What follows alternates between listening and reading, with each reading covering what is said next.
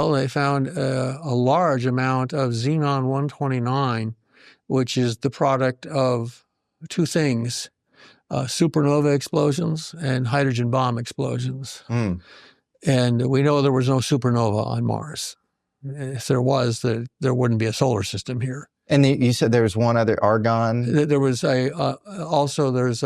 when you irradiate rocks that have potassium in them, and all rocks do, they produce a isotope called argon-40, and that's super abundant on Mars. So you have two things that are products of what look like an intense nuclear reaction on Mars in the atmosphere. Yeah, I spent several days with Dr. Brandenburg in New Mexico, and I put this in Closer Encounters, this research of Dr. Brandenburg, that basically the deviation from normal of the isotopic ratio of xenon-129 in Cydonia specifically, where we have photographic evidence of ruins on Mars, the xenon-129 isotopic signature at Cydonia, he has discovered, is only matched by thermonuclear test sites on the Earth. It's the only other place in the solar system where we see that kind of signature. And he came to that conclusion when he was working at Sandia Labs, which is where, nuclear weapons research takes place in the United States, okay?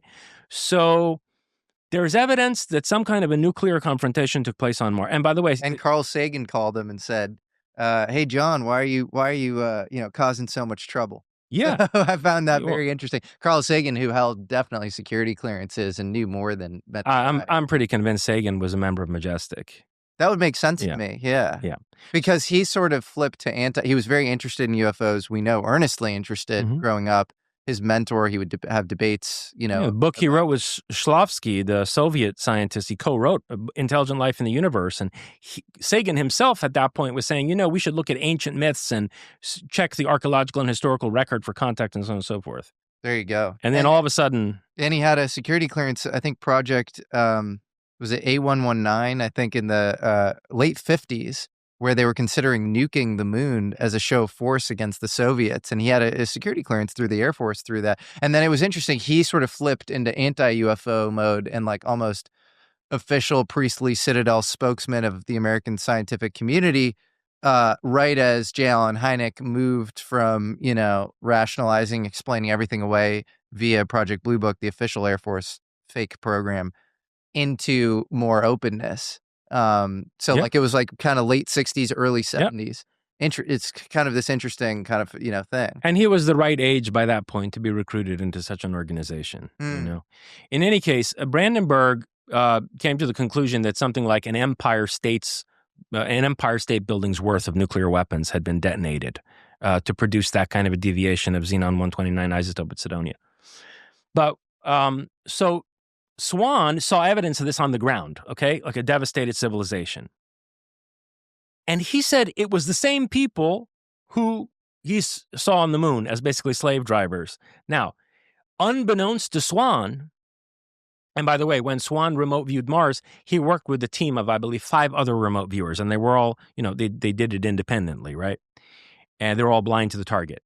But unbeknownst to that whole team led by Ingo Swan, in 1984, I think it was the same year, in 1984, Joe McMoneagle at the Monroe Institute did a remote viewing of Mars for the CIA. And really? I thought it was in the 90s. No, really? 1984. 1984. Yeah, go look it up. The paper's available now. It's been declassified. Wow. You can read the whole report. Yeah. It's been declassified by the CIA. Yeah. And it's 1984. I believe the title is Mars 1 million BC. Yeah. And because initially they say to him, go to Mars like 1 million BC. That's what's in the envelope, right? But what he said to them was, when McMoneagle wound up there, he said, oh, it's all in ruins. There were people once here. I see like ghosts of people who once were, but they're not here anymore. I saw people who were 12 to 14 feet tall. So then they, pyramids yes. So they said to him, okay, well, if it's devastated and the people aren't around anymore, go back to when they were around. Mm-hmm. Now, he never reports on how far back that was. He just goes mentally to when they still had a civilization. So they go back to 1 million and there's some recent ruins, and then he goes back further. Exactly. And he sees the people. Exactly. I didn't Now, that. Okay. These people are the same again as Swan saw. Very tall, sort of Nordic people very broad-shouldered people, not an ounce of body fat. They're wearing these skin-tight clothes, that reveal every contour of every muscle. And he says some very interesting things about their worldview, their outlook, and their dying civilization. But what's most interesting is this. He says that a group of them were sent out in a craft to go scout out a new world that they could possibly develop as a habitation for themselves, because Mars was no longer a planet on which they could survive, right? And this scout ship runs into a planet where there are constant electrical storms. There's a tremendous amount of volcanic activity. It's the opposite of Mars, but in a way that's also difficult to support human life. In other words, it's overgrown with vegetation, right? It's an incredibly volatile but living planet. And they're like, we can't live in this planet under these conditions. We would have to modify this planet to live there. And so I suspect that what's going on there is the scouting out of a primordial Earth by people from Mars. Which then brings us to the question of the moon, and what the moon is, right? I mean, so we've got Carl Wolf telling us there's a city on the dark side of the moon. We've got Ingo Swann having done remote viewing that confirms that. But I think that the situation with the moon is actually a lot more disturbing than there simply being, a city-sized alien base on the backside of the base on the backside of the moon. You look at the geometry and the mathematics of the moon in relation to the Earth and the sun, it makes no sense. The moon is 1/400th the distance between the Earth and the sun, and it's 1/400th the size of the sun. And so that creates these perfect eclipses that we see, right? That by itself is very odd. And then you look at the fact that the craters on the moon are all only a few miles deep. You never find a crater on the moon that's more than 5 or 6 miles deep. But some of these craters are like 186 miles wide, right? So, and at the base of the largest craters, you see a convex surface. In other words, it looks nothing like the Grand Canyon or the Valles Marineris on Mars, where an asteroid would hit it and you'd see a deep gouge that should be proportionally as deep as it is wide. No. What you're seeing, apparently, is a hard shell that's being revealed through the impact against the regolith by whatever object. The ejecta is going 186 miles out in every direction, but there's never a crater deeper than a few miles, and what's being revealed there at the crater base is a hard, convex surface. Then there's the impact.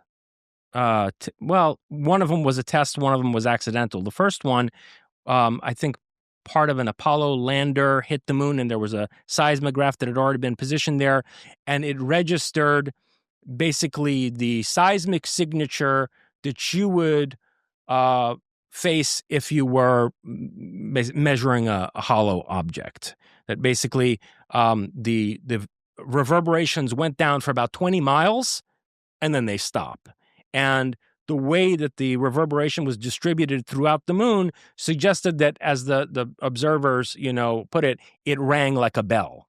And so then they repeated this test deliberately a second time. I think it was on Apollo 13. And this time they hit it with a more significant impact. And this kind of seismic signature was observed for 3 hours. The moon basically ringing like a hollow object for 3 hours. So there's all this evidence that the moon is an artificial satellite. And setting this in the context of Joe McMoneagle's remote viewing of Mars, what I argue in Closer Encounters is that the people on Mars probably constructed the moon for two purposes. One, as a very large-scale transport of a significant population from Mars to the orbit of the Earth. And two, as a terraforming device to radically alter the ecological situation of the planet so as to make it habitable for humans, right? They said there were these horrendous constant electrical storms and volcanic eruptions and so on and so forth. Well, the Earth spun a lot faster before if the moon had not been in orbit at some point, we would have been dealing with a planet that was a lot more unstable, spinning much faster, prone to toppling over. The moon acts as a tremendous stabilizer for the Earth. By the way, that's another thing about the moon, is that it has a unusually stable orbit as compared to the moons around other planets, as if there's a stabilizer inside of it. So I think it was created to transport a large population, and it was used as a terraforming device. Now, to answer your deeper question, what does that say about who these people are, right? Number one, it says that they're people. So NHI is not an appropriate appellation for these individuals, right? They look like us, particularly they look Nordic, and they appear to have been the progenitors of the human race. Not only that, they appear to have terraformed the Earth to make it habitable for humanoids. But I have one huge problem with all of that. The time scales. It makes no sense whatsoever to me that you would have people who look like us, I don't know, millions of years BC on Mars. The same people are basically, I don't know, involved in the power struggle that's been remembered as the myth of the Atlantean Revolt. The same people are being encountered today by, let's say, Travis Walton. When Walton was abducted, first he had to deal with these grays, these little robotic entities that, tried to put him back together after he, sustained some kind of physical damage being thrown by the, electrogravitic repulsion of the craft. But then he, big strapping fellow that he was, he broke free of the control of these robots, and the medical facility or whatever went down the hallway, and he bumped into these Nordics. And from there on, he was handled by these people. He said they looked like they could all have been members of the same family. I went into another room where there was a chair. There was some kind of a projection or some kind of a viewing thing in this room where you could see a map of the stars. A man came in while I was trying to find a way out there. And this was a human looking. Different parts of the brain have different activities. When you know that